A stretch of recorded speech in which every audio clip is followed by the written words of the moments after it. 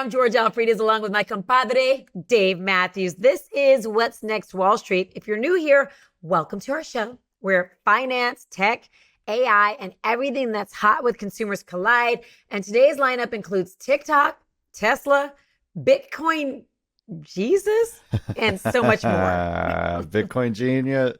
Jesus. I just went the other way. Genius. Okay. Hey, got something on your mind? Shoot us an email at wnwshow@gmail.com because we operate based upon your questions. We love to hear from you. Yes. Or you can slide into our DMs on the socials at What's Next Wall Street. Oh, and don't forget to catch all the action on our YouTube channel. And that's at WNWSHOW. That's WNW Show with that little @ sign behind it. Hit subscribe over there and that notification bell so you never miss out on the fun. And please share the show with your friends. Make them think you're super smart because you're getting smarter with them thanks to our stories. That's right.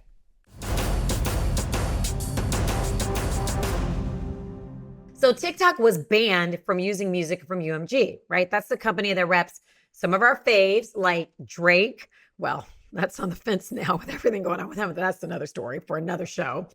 Taylor Swift, Lady Gaga, all these celebs and so many more of our favorite artists are with UMG. And now that those two, TikTok and UMG, that's Universal Music Group, have finally reached an agreement, TikTok is probably going to be banned in the US, so it won't even matter. But TikTok is not going down without a fight, Dave. The social media giant is taking Uncle Sam to court over the potential ban. The lawsuit argues that booting TikTok off American soil violates the First Amendment. Yeah, meanwhile, I think that this Drake and all these, like, remember, Georgia, back in the day, East Side versus West Side? Yeah, it was. All that did was sell more records. Now it's just getting more impressions in social media. So this is all orchestrated. Remember, the people pulling the strings for media, there's no such thing as bad publicity. So okay, but let's talk about it. When it was East Coast, West Coast, just a little bit, it did sell records, but people also died.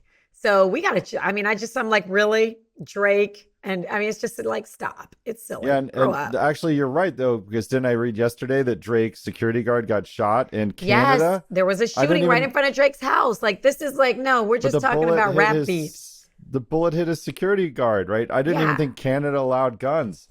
It's crazy, weird. Right? It's weird. All right, meanwhile, in the Big Apple, TikTok's influence is messing with Gen Z's financial vibe. Oh, really? They have a financial vibe? Yeah, exactly, right?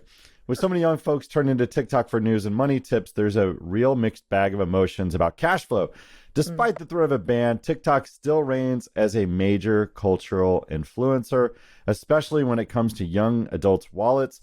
Some are even ditching the 9-to-5 grind after getting inspired by TikTokpreneurs, opting for freelance gigs instead. But all this scrolling might be causing what financial pros call money dysmorphia. We talked about that on a prior show. I have that, and I'm not Gen Z. The idea with money dysmorphia is where the perception doesn't match reality. And look, Georgia, this might explain why average credit card debt for a Gen Zer is more than twice that of millennials, growing 50% over 2 years from $4,500 to $6,700. That is insane. Maybe because we thought we actually have to pay our credit card bills off, like and we wanted good credit. Yeah, you don't want to carry that debt. Yeah, so I don't know. Hey, the U.S. isn't just banning TikTok. Did you see this? There's a new law in Florida that basically says Chinese folks can't buy homes there due to national security worries. This is pretty crazy. This law puts the brakes on Chinese citizens snagging properties close to military spots, airports, or refineries. Now, this law mainly affects Chinese individuals without a green card who want to buy in the Sunshine State. And it's not just Florida, Dave. Over 30 other states are either passing or thinking about passing similar laws to keep Chinese buyers and companies from snapping up land, all in the name of national security. Yeah, and remember when the balloon went through the middle of America, right over, started in Wyoming. It didn't get shot down there for some reason. Then it went over Missouri. All those are like the old Nike missile bases and the silos. Maybe they were just doing I don't know, a precursor view to see what homes they wanted to buy. That's right. They could have just logged on to Zillow or one of those apps. Yeah, exactly. But let me tell you something. I have a friend who bought a place in Aquilina. And I was like, what in the deal? It's like an entire Russian neighborhood. And it's right next to Trump Towers in what part of Miami? And it's not Miami, but it's Sunny Isles.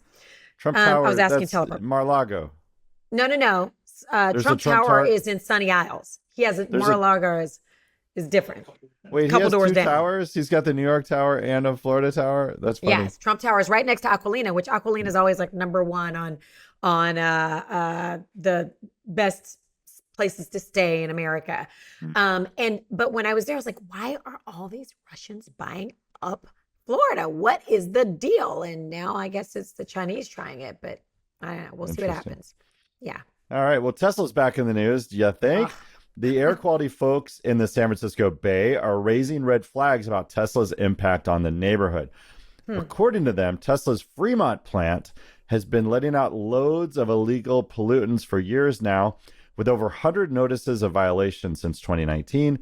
The air district isn't messing around. They're taking this to their enforcement team and hearing board to issue a serious order to clean up their act. The paint shop at Fremont seems to be the main culprit here, racking up the most violations.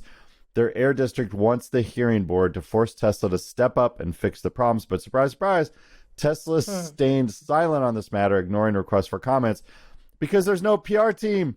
It's just Elon on X twittering about. But look, paints, in California, you couldn't use lacquer. And I deal with this with restoring cars. Yeah. In Texas, you can still do whatever you want with a paint shop. Yeah. In Texas, you can actually paint with mold if you want. I'm sure you could, or asbestos. Asbestos, anything you want. Maybe put some lead. This color would really pop with lead in it. But I've got a buddy that's got a powder coating shop here, and he's like, no, this has to be all natural. And a lot of the processes that we used to use to clean the material have gone away, and now it's just like sodium, and it's all natural stuff that goes into these. So I'm pretty surprised that a paint booth is using pollutants, because California was early to get rid of that stuff that would make vehicles. In fact, for a while when I was eating house and Venture at Radio Shack, we had to put a sticker on everything that said that the chemicals that went into it could be harmful because of some proposition that California did back in the early 2000s. So wow. That's interesting. Let me ask you something. When you use a different solution, does that change the pigment? Does that make it maybe not as bright? Yeah, I love all the new colors now of cars, or like that new blue Porsche. Oh my gosh, it is so bad.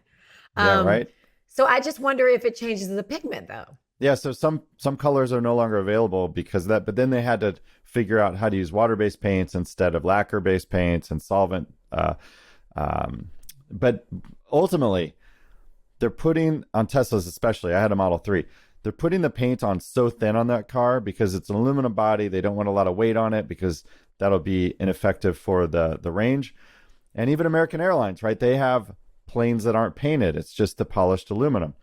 So everybody's doing tricks to keep the weight low on things where you have a fuel cost like jet fuel or battery cost of range in this regard. So, colors have to change and things have to be updated. But you like that metal flake. I know you do. My Model 3 was like the gray with the blue flake in it. And then I had the wheels. They used to be silver, but I did them in tuxedo black that had black with blue flake in it. Woo, that flake was good. But my new Porsche is Prussian blue metallic. So gorgeous. And man, does it look good. So gorgeous. Mine is dirty kid finger all over it black. So there's that. I know that one. Is the that interior color? full of like Starbucks cups too? It's beige with chocolate. It's that beautiful leather khaki with chocolate and gum, all the things, Sour Patch Kids, all the fun stuff goes in my car seats. So anyway, amazing. So the vehicles are helping the environment, but because they're electric while polluting the air at the same time. It's weird. Make it make sense.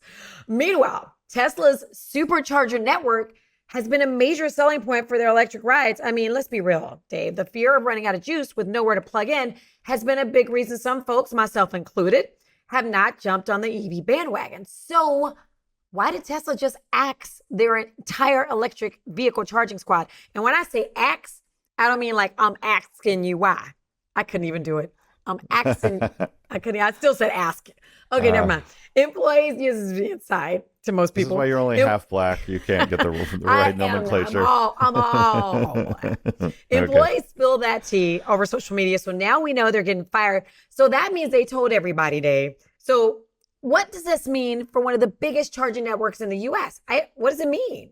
Yeah, this is weird because they had the best charging network. In fact, when I would take my Tesla between Houston and Dallas, I'd stop in this little town, Centerville.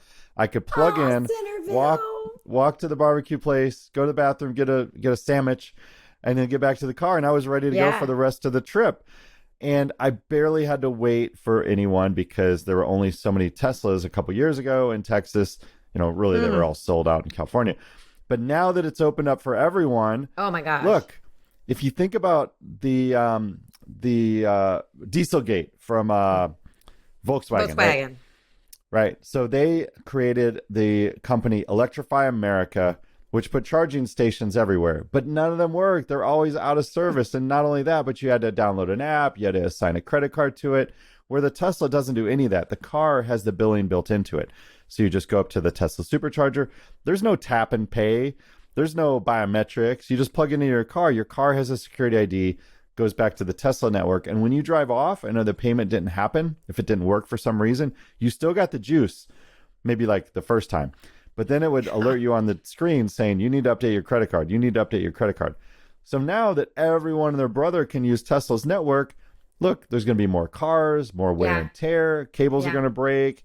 People are going to, right now they're taking up more than one slot because Tesla only gave like a 4.5-foot cord because every Tesla port is in the same location, except for the Cybertruck. They changed that.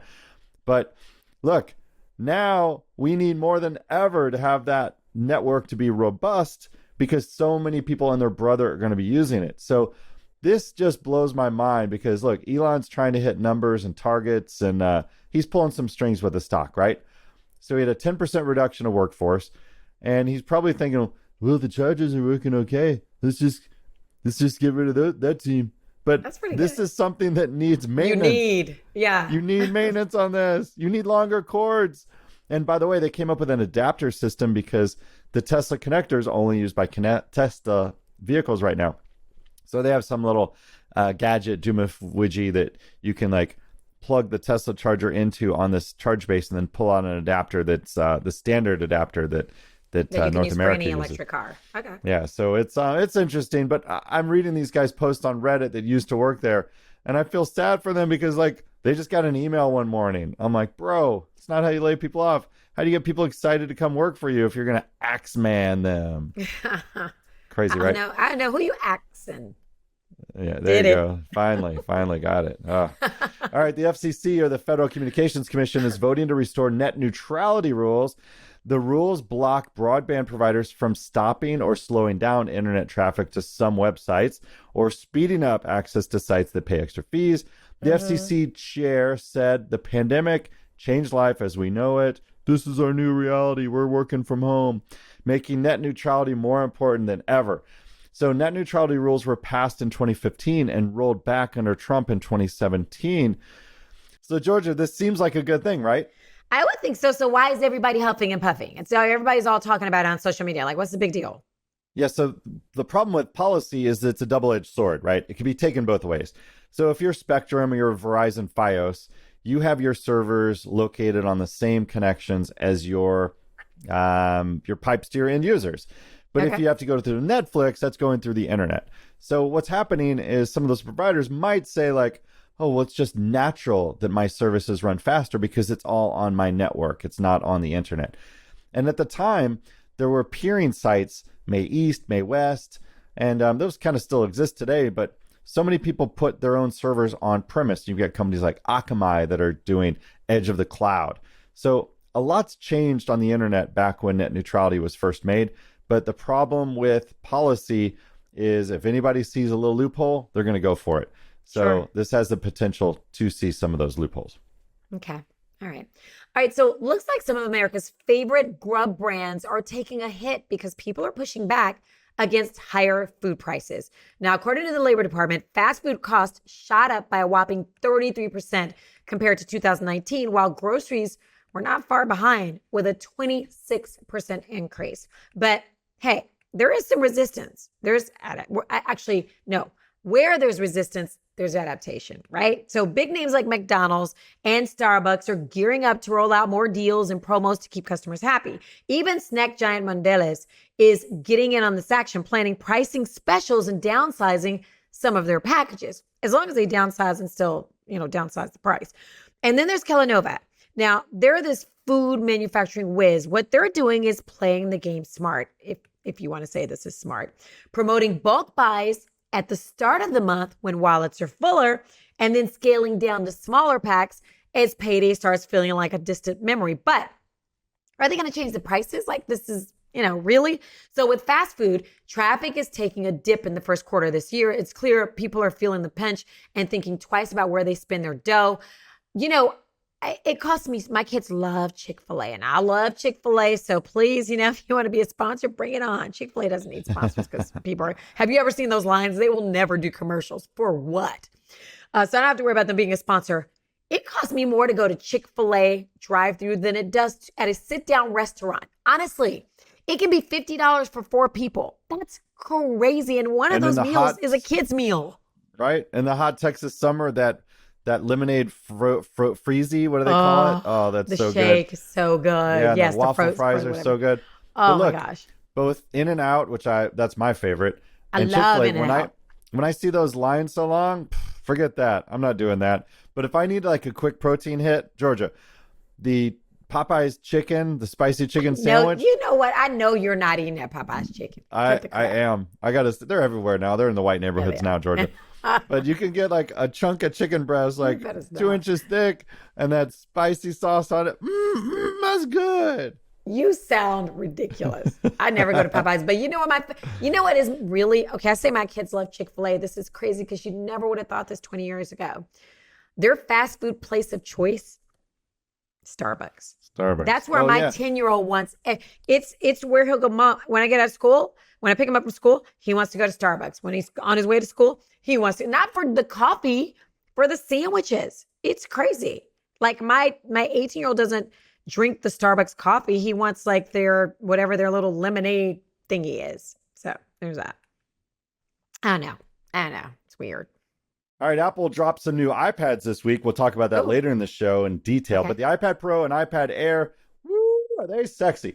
Tim Cook is calling it the biggest thing to happen since iPads, since they first hit the scene. Really? When they first hit the scene, I covered this for G4 Network. There was a tech network, and I said, don't buy one, because at the time, all websites used Flash. And Steve Jobs hated Flash. So when you tried to go to a website, when the iPad was introduced, it just would not work. It was terrible. But this new iPad Pro is the thinnest it's ever been, just over 5 millimeters thick. And it's rocking a brand new M4 chip that Apple's boasting is crazy powerful for all the new future AI stuff. We're not really seeing that yet, but we will in their June Worldwide Developer Conference event. Plus, it's got a sleek design and edge-to-edge glass that'll make your jaw drop. Now, the smaller iPad Pro starts at $1,000, while the bigger one will set you back $1,300. And if that's not your speed, the iPad Air has a slightly less powerful M2 chip. It's 2 generations old, with prices at $800 for the big one and $600 for the smaller version. Okay. That's 11 and 13 inches. So who's going to splurge on this shiny new tech? Stay tuned into the middle of the show, and I'm going to tell you why you might be able to replace your laptop with an iPad. Really? Because I don't like using iPads. I really don't like it so good. Okay, tell me. But I'd rather use an iPad because it's smaller. Just stick it in my purse. It doesn't weigh as much. So yeah, I want to hear that. Okay, that's coming up in Tech Talk. All right, let's do it.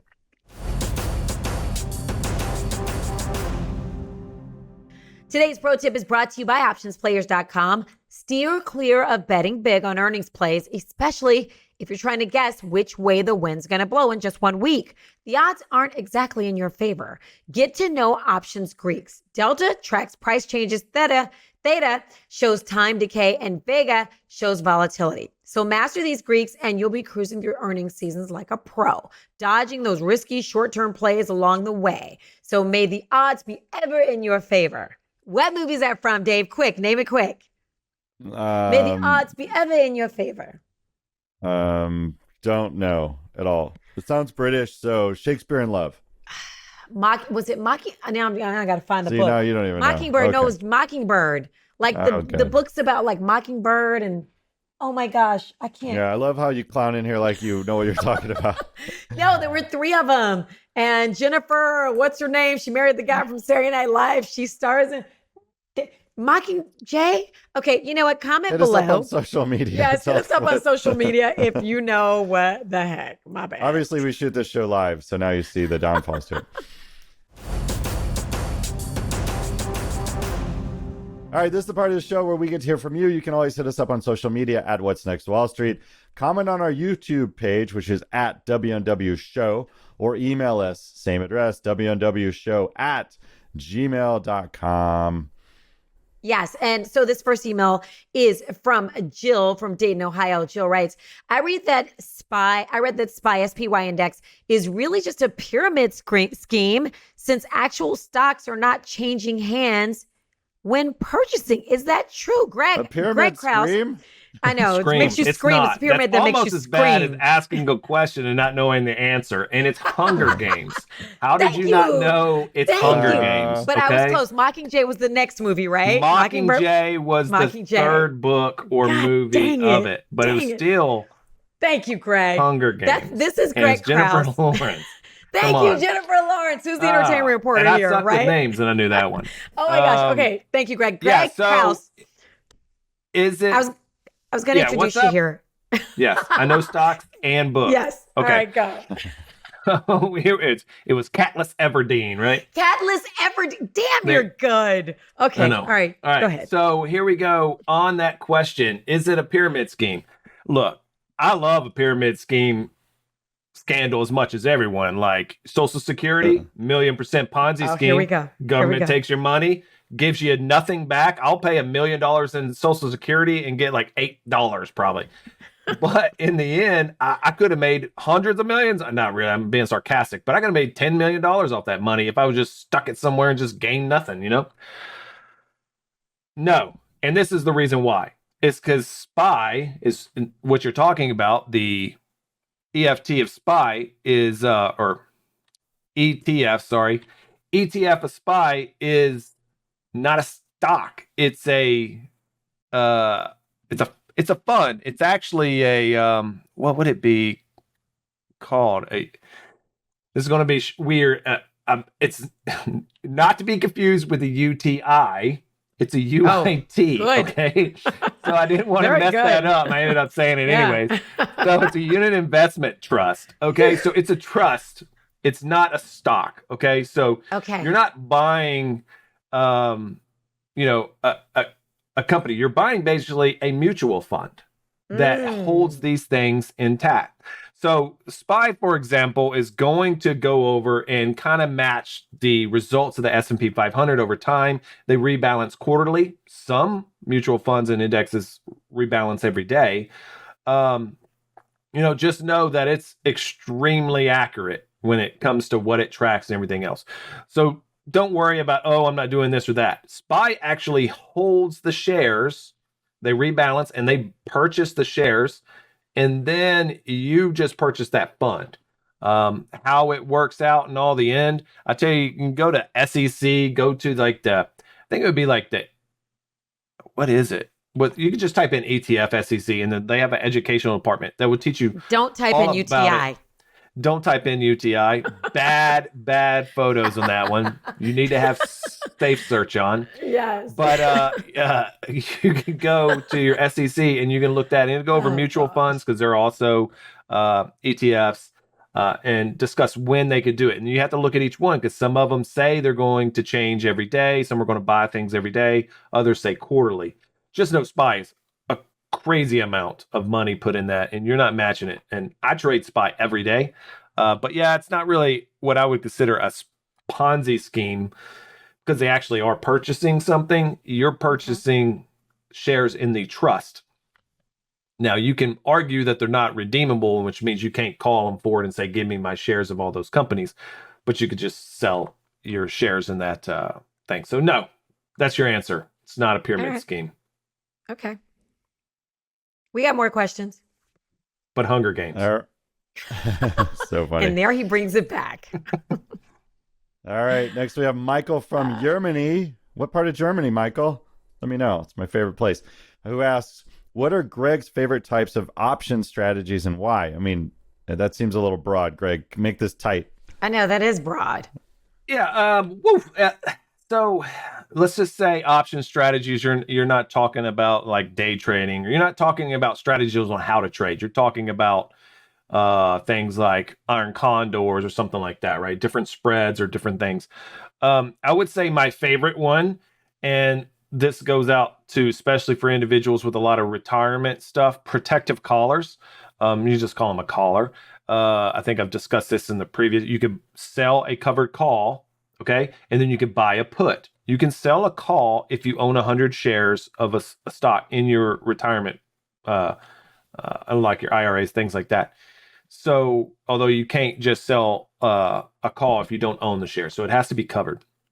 Okay, so I like to sell calls against everything, but then if I think the market's about to go down, I can sell calls, which let's just say it gives me $1, and then I can use that dollar that I just got to purchase a put. So now if the price goes up to, say I sold 105s, if the price goes to 105, I have to sell it at 105. But then I buy 105 puts. So if the price goes down, guess what? I can still sell it at 105 if I choose to. So no matter what, I can sell it for wherever I collared it. Normally they offset and it doesn't cost you anything.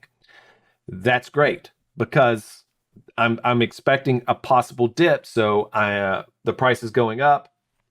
Okay, I think it's going to come down. I can collar it and I don't lose money. I might have an opportunity loss if it goes up. But if it goes down, I can release that collar, basically selling the winner and the loser of the two, and come out even. And then I can let the price go back up over time. So it works out pretty well. I'm actually collared in a few things right now. And they were doing pretty good. I expected it to go a little bit lower and I didn't release the collar. And I probably should have because I would have made more money, but I didn't. But this is my thing is once I hit my goal, I basically protective collar everything. That way I hold it for a year and I pay less taxes because long-term taxes is much, much, much cheaper than short-term investment taxes. So that protective collar allows me to hold that. What's up? It's about half, right? Well, it all depends on your tax bracket, but really about 22.5 is the max you're going to pay on long-term taxes. And that's if you're in the top bracket. If you're in the bottom bracket, it could be 0%. So, 22.5 is much cheaper than 40%, so yeah. All right. And Greg, when you were talking about Social Security, just yesterday, the Social Security Administration said that they're now projected to run out of money in 2035, 1 year later than they previously projected. So this comes to they're already out of money, right? Because can we just stop paying now then? They take your money and then they spend it on whatever they want to instead of you. It's a pyramid scheme, 100%. Agreed. The government could have just said, hey, we're going to force individuals to have some type of IRA that you manage yourself, or even the government manage, but it's your money. You can see how much you put in it. You can get it. But then you're going to be like, well, what do we do about all the losers that don't do crap their whole life and need money more at the end? Okay, I got you, losers. Well, we tax what you put in there, right? So if you put in, $100,000, or let's just say you put in $5,000 that year, we take, $2,000 out and then we put it in the losers' accounts. But in the end, you could still see how much you got and it would still be worth more. If you took away 90% of the money I give in Social Security, I would still have 100 times more money when I retire at 70 than I do by getting my money or my present value of my Social Security that I'm going to receive from you. It's a Ponzi scheme. It's 100% a tax. I agree. So I don't. And it sucks because you should nix all Social Security. I know that's hard because I have enough money. I don't need it, but it's going to run out sooner or later. And we're not going to have it anyway. So you're not going to have it anyway. So you need to come up with a plan to replace it. I know that's really bad. It might need to. The workforce is going down, right? So there's less people. There's 70 million people taking Social Security now. People are living longer. And then there's 180 million workers who contribute into Social Security.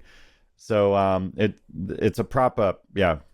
Yeah, and it's not, and everybody's like, oh, well, the rich. But first off, look, rich people don't work. Therefore, they don't have income to pay Social Security on. They make their money in capital gains, so they don't pay Social Security taxes like what you think. So that's BS. This is the middle class that's paying it and getting screwed, right? Yep. Not the rich, not the poor that ain't going to pay anything, or the people that don't have jobs. So you're basically getting screwed there, right? Absolutely. Can I just get mine now before they run out? Yeah, I mean, I that? probably could apply for it. But they need to do kind of, let's look at how the military did something. You used to have a pension. So I came in, when I joined the military, you did 20 years, you get your pension, 50% of your base pay, so on, and it goes up. But then after a while, they started this thing where, okay, now we're going to get rid of that pension and you're going to put money into basically an investment. That way, people that maybe do 10 years still get something. They don't have to do 20 years. You get what I'm saying?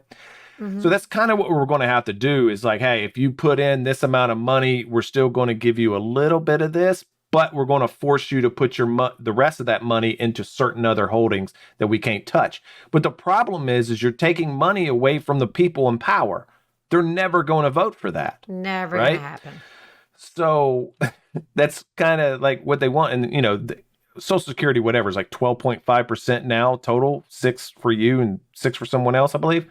Well, that might be some other things added to it, but that's basically what you're on the hook for Medicare and everything else. I know, like I said, I love a conspiracy Ponzi scheme, but it's trash. It is what it is. And the one thing I've always said is if you're a government employee for your life, okay, and I'm not talking about 100% of all government jobs, but I'm talking 90%. You are the worst in your field. You are not excelling, because if you would excel, you would have left your position making 50, 60,000 a year, went into the civilian side and made 250. But way more. You did not. You stayed where it was safe because why? Sorry to say, you're just not that valuable in whatever field you're in. You're just, You know what I'm saying? Let's just say we all here at What's Next Wall Street appreciate our armed services people who have done. That's different. I mean, Greg was. I understand what he's saying, but I'm Greg saying was in there we too. still appreciate you. Yeah, Greg is a military guy. I don't look at the military as being government employees like that, right? Yeah. I'm talking like the DMV. Yep. Yeah. That's right. How can 5 people there only give out 12 license plates in 8 hours? It's impossible, right? I couldn't even work that slow if I tried, right? Yeah. And I know they do more than that, but it's just like here we have DMV and we have a private one. The private one does 10 times the work with 2 people. A private one? Yeah. The state, because of COVID, now the DMV, all registration stuff can be done by private companies. They're given little licenses to do it. They're out here like, hey, we could do it super quick. And I like that. And I'm not making fun of all DMVs, but that's just what it is. It doesn't matter. Let's just put it I get it. Like I just want to make sure that people know. So, yes. Go Bossy ahead. or whatever his name is, right? So he was the highest paid federal employee, but he was only making $400K, and he's in charge of everything we did during the COVID vaccine. So we're paying. This guy is so good at his job. His net worth, his value is $400K. Although I know personally 50 doctors that make over $1 million a year, and I know they're not in the same field, but you're telling me there's not a better person? It's because when you get in the government, it's not about how good you are at your job. It's just who you know, of course, first off, it's political. But then it's also how long you've been there. Am I, I fit the mold or whatever it is. It's nothing about how good you are at your job. And and that goes for the military. Everybody in the military, you know what I'm talking about. How many idiots you had above you. But hey, listen to this, Greg. When you said Fauci, I'm like, what happened to him? So he's going to testify publicly for the first time since retiring at a hearing before the Select Subcommittee on June 3rd this year. Earlier this year, Dr. Fauci appeared in front of the Select Committee for a closed-door 2-day, 14-hour transcribed interview. So, Georgia, we got to cover what Fauci's up to because he's like the man people love to hate because the world is We'll be covering that for sure. Viruses aren't real. I don't hate the guy. I'm just saying he was the highest paid guy. Yeah, but it goes back. You look at lawyers that work for the state; they don't make nothing. Where are these lawyers getting these big houses when they're making 60, 70 a year off the government? We know where they're getting it. But another conspiracy theory, I guess. But I mean, because all the good ones or in the private sector. So yes, That's right. you suck at your job if you're working for the government in that you field. brought up Fauci, and I thought about when, I don't know if it was President Obama or Bush, it may have been President Bush, who tried to get Sanjay Gupta, who was on Good Morning CNN. America, one of those shows, CNN, tried to get him to come over, and he was like, no, thank you, I'm good right here making my million. He was trying to get him to come over, and he wouldn't do it. He was like, listen, whichever president it was, he's like, I really respect you, but I'm fine right here. I'm just going to keep my job, my little great job here at CNN. And that's what he did. So, and I'm sure he's glad he did, because you also there's a lot of pressure on you. Like Fauci, everybody loves to hate him. You're never winning that. It was also political, right? So I'm not saying Fauci is on the left or the right or the center or anything like that. Fauci was probably hated by the left when the right was in administration, was in office, and when the left was in administration, then the right started hating him. That's right. They didn't know. 99% of the people can't even I don't even want to get into how dumb how dumb people are. If you think you shouldn't get into it, we're gonna move on. Yeah, that's a good one. Yeah, there we go. Greg is here to help. Even if you have questions about movies or books, he's got you. Yeah. So if you got burning questions, shoot him his way at Greg at OptionsPlayers.com. And hey, don't forget about us. Drop us a line at WNWshow@gmail.com.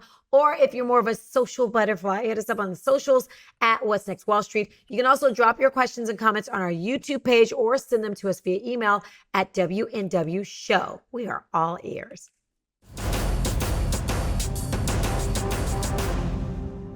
So we mentioned the new M4 powered Apple tablets that were announced today, but there are some improvements on the Air line of tablets as well, which is still super thin, but no longer the airiest, see what I did there, of the lineup, and now include a second generation M2 chip, which is technically 2 generations old now.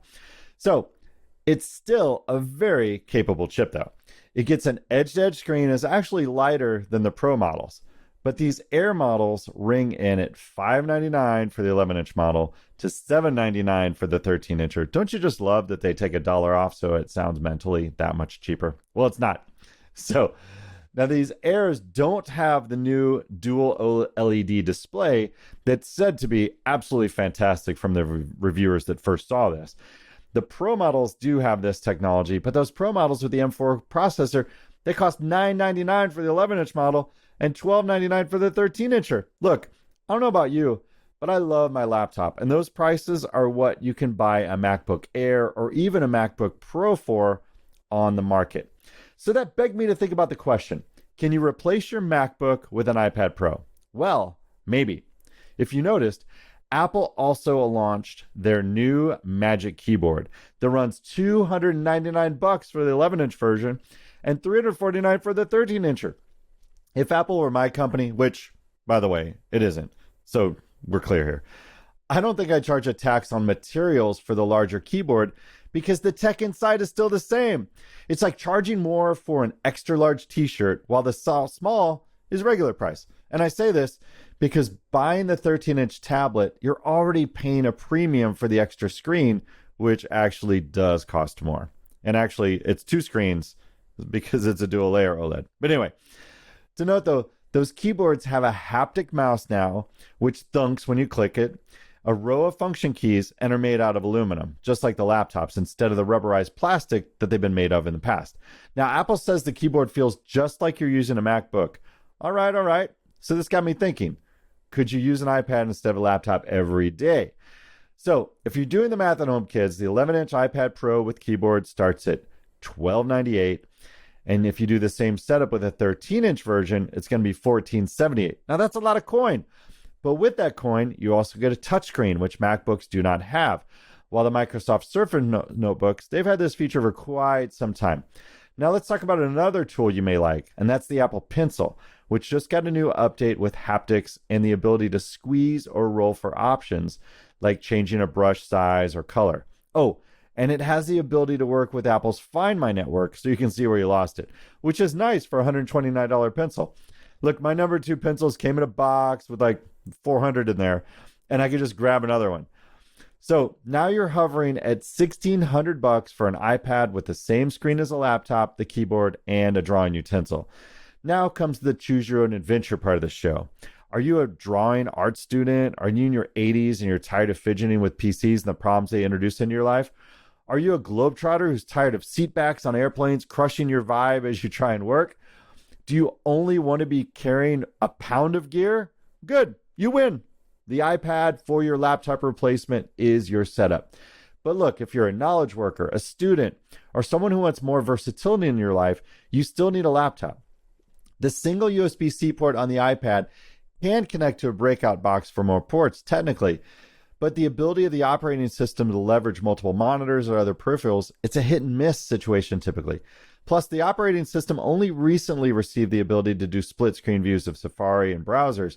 So having your messages on screen while another application is running in the background and other things we take for granted with resizable windows on our current computing platforms just doesn't fully exist yet.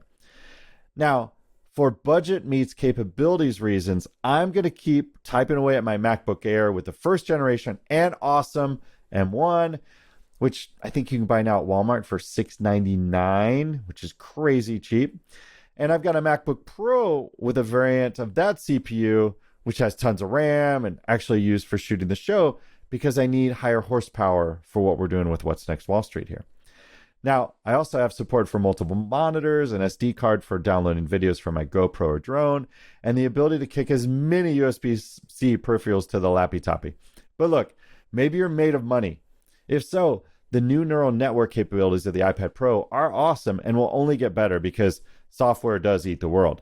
And if you're a podcaster or photography enthusiast, I should say a professional photographer, you can now run 4 iPhones as wireless cameras into the iPad Pro, and it'll pull all the feeds into a future version of Final Cut Pro and let you run a switching studio inside the hardware that's the thinnest bit of cap that Apple has ever made.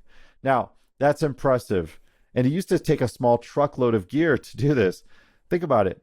Back when we started shooting George's and my show in high definition, we rolled in an HD truck to do this. Now you've got 4K video on the iPhone and also 4K switching on the iPad Pro. This is unbelievable.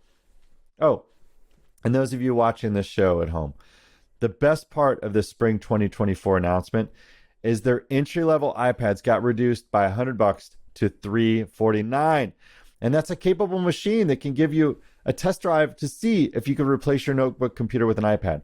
Now, it supports earlier generations Apple keyboards and first generation Pencil, or you can just connect any Bluetooth keyboard to it. So check out the new Combo Touch ones from Logitech, for instance, or Logitech rather. And the product's called Combo Touch. And you can see the benefits or shortfalls that you may have with this as an alternative to laptoping.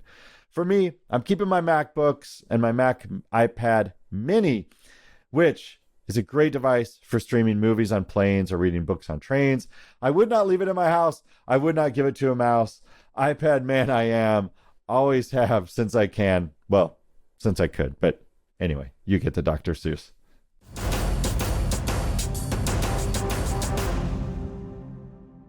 Okay, so there was a time when all we heard was Tesla, Tesla, Tesla. Tesla's the greatest. Elon for president. Now it's like Tesla, Tesla, Tesla. Firing employees, pollution violations, recalls, workplace culture issues, et cetera, et cetera, et cetera. Yet every other car I see on the road is a Tesla. And that's even in Texas. Oh my gosh, let me tell you, it's crazy. But so I had to look this up. I'm gonna add Greg in here. Greg, of course, lead instructor at OptionsPlayers.com.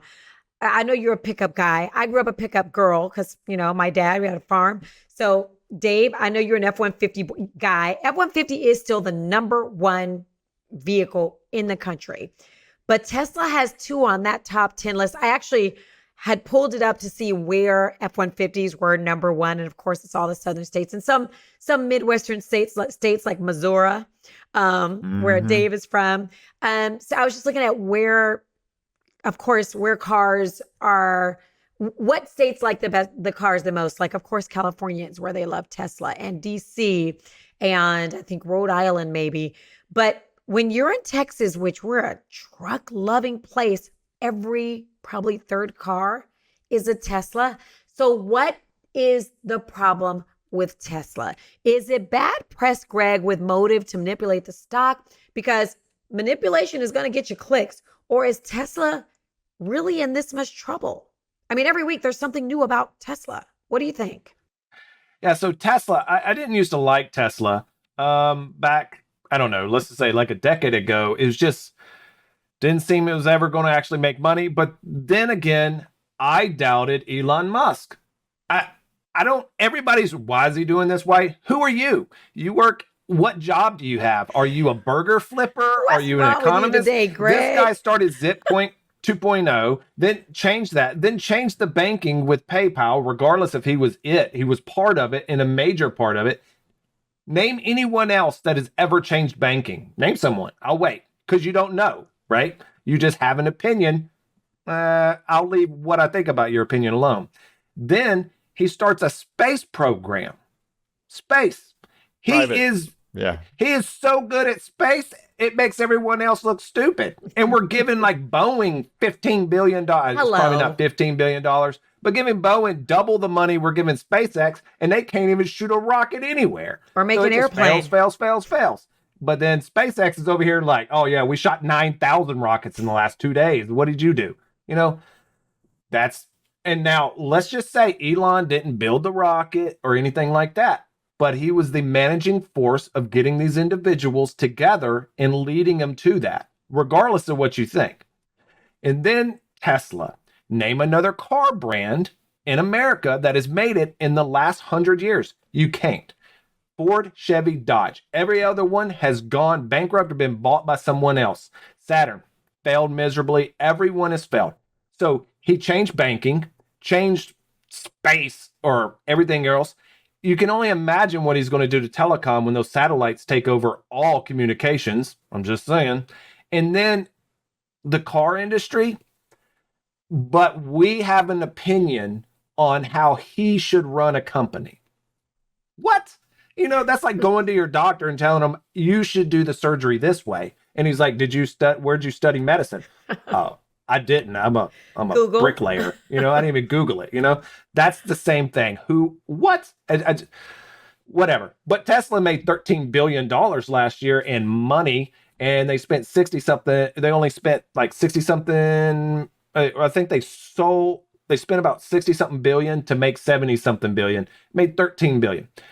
That's just as good as every other margin wise at the very top of every car company. So everyone wants to be that good. Now, if you want to say, why do I think he fired those people?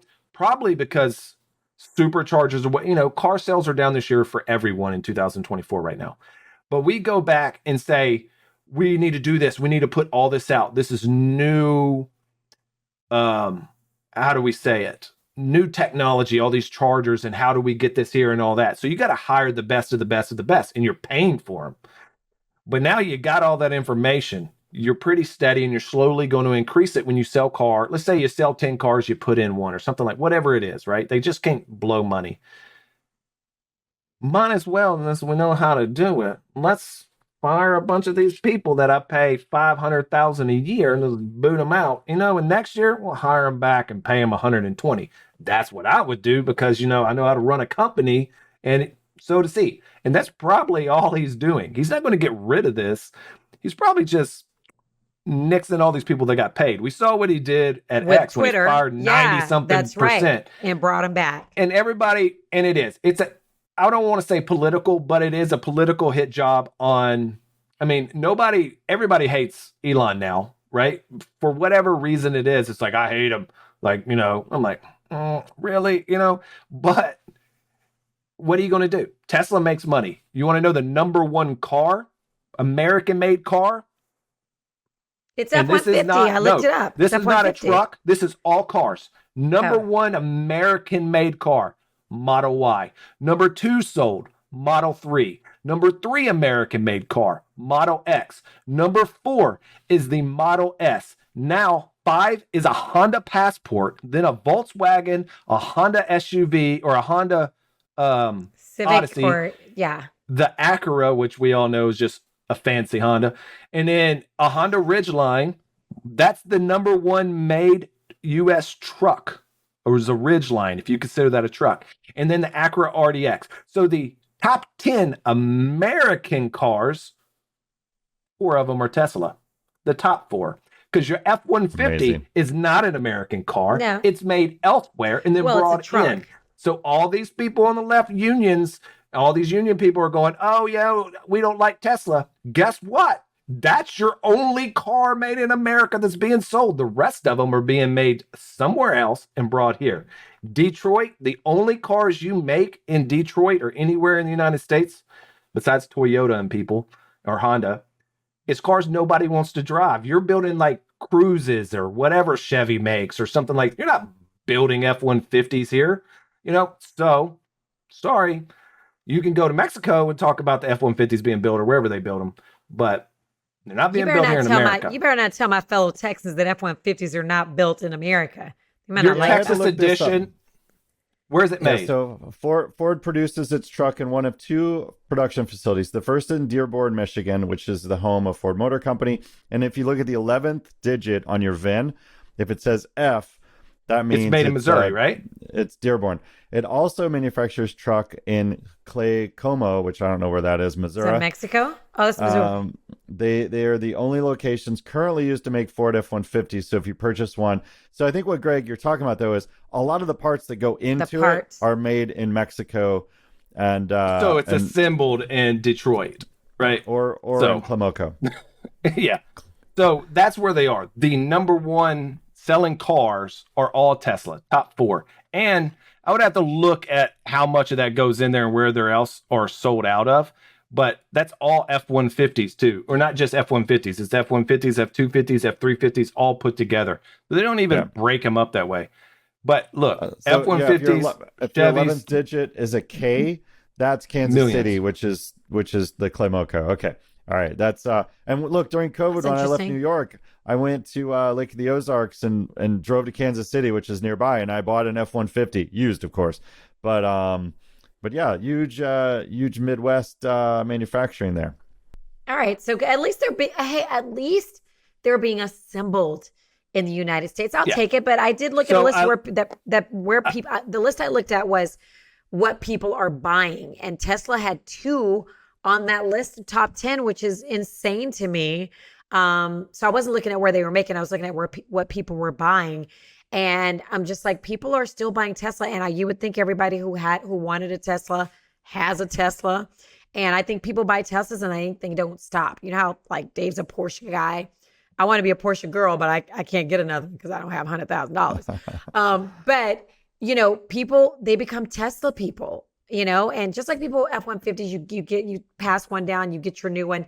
I think people are now Tesla people. They get rid of that other one and they get a new one, and then they get rid of that one, they get a new one. Now there are like, you know, 2-3 generation Teslas. So yeah. And by the way, I mean, when we say I think it's the Buy American Act or whatever it was, it basically tracks what's considered to be made in America. It has to be over 50%.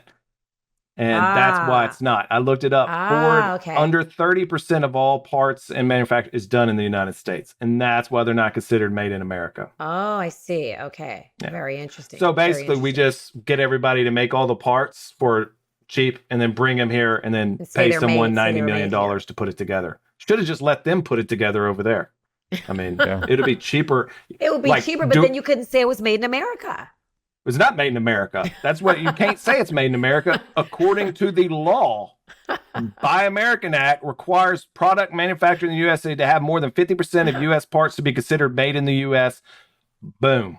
By law. So it's an act. You can go look it up. All right. That's why. But everybody's going to say, oh, buy my union truck. It's not a union truck.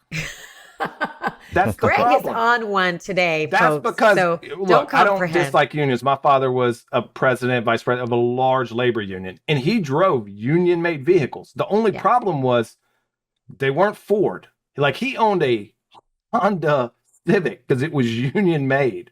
Wow. Surprising. I don't know how that made in America. There you go. And then he got rid of it and found another one. And he passed away. He probably couldn't find one that's union-made now in America, because they probably don't exist.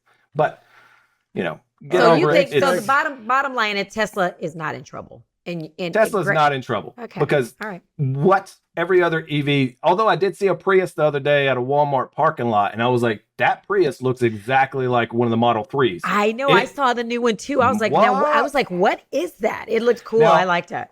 I'm a man and I'm never going to drive a Prius, but it did look good. It did look good. I saw that. I saw the new one too. I thought it was a Tesla. So maybe everybody's getting into this thing, make it look cool. That's what Tesla is. It's a cool thing. Tesla doesn't go, come ride with us. We have big seats and cup holders. It's come ride this Tesla. We go 0 to 60 in 2 seconds. Nobody needs that, but that's what everybody's wanting to go to buy, right? And the trend with a Cybertruck where it's just a light bar across the front, I'm seeing that more and more as well. So you just have really thin headlights because you don't need a lot of space for halogens anymore like I need on my old Porsches. Hey, thank you guys so much. If you've got questions, we've got answers, just like Radio Shack. Oh, shoot us an email at wnwshow@gmail.com or hit us up on the socials at What's Next Wall Street. You can catch our episodes on YouTube, and please share a YouTube episode with your friends. We're growing our algorithm there, and we need your help to boost that so we can get, I don't know, bubbled up, I think is a term that the kids like to use. Is that what it is? Let's get bubbled up then. Bubble up by that algorithm. And you can, of course, find us on Spotify, Apple, or wherever you snag your podcast. Just tell your friends, hey, you got to listen to What's Next Wall Street. These guys know what they're talking about and aren't shy to talk about it either. So don't forget, subscribe to us, tap that notification bell for latest updates. And thanks for tuning in. I'm Dave Mathews. And I'm George Alfredas. We will see you next time on What's Next Wall Street. Thanks, Greg. Thank you, Greg.